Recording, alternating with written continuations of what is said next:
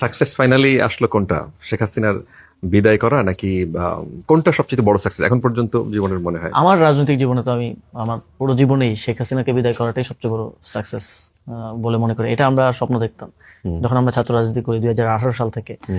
ছোট ছোট ক্যাম্পাসে ছোট ছোট বিষয় নিয়ে এই যে গণরুম গেস্টরুম নির্যাতন থেকে শুরু করে ন্যাশনাল ইন্টারন্যাশনাল ইস্যুগুলো আমরা অ্যাড্রেস করতাম।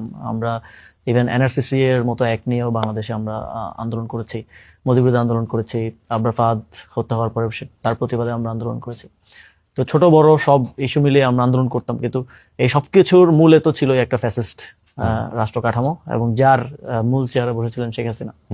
তো তাকে ওইখান থেকে সরানোটা, শেখ হাসিনার আওয়ামী লীগের পতন ঘটানোটা ছিল আলটিমেট একটা গোলের মতো। কিন্তু সেটা ওই সময়ের বাস্তবতা যদি আমি বলি, সেটা অনেক সময় আসলে চিন্তা করাটাও কঠিন। ইভেন বড় পলিটিক্যাল পার্টিগুলোর জন্য এক সময় এমন হয়ে গেছে না যে আওয়ামী লীগকে হয়তো আর সরানো যাবে না, ইটস ইম্পসিবল একটা জায়গায় চলে গেছে। তো সেটা যখন আমাদের সময়ে আমাদের মাধ্যমে হয়েছে, ঘটনাক্রমে আমরা সামনে ছিলাম, ওইটা আমি মনে করি আমার জীবনের সবচেয়ে বড় পাওয়া। এবং বাংলাদেশের একটা বিশাল জনগোষ্ঠী এটা থেকে একদম সরাসরি উপকৃত হয়েছে, সরাসরি তার একটা গণতান্ত্রিক পরিবেশ পেয়েছে এই শেখ হাসিনার পতনের ফলে।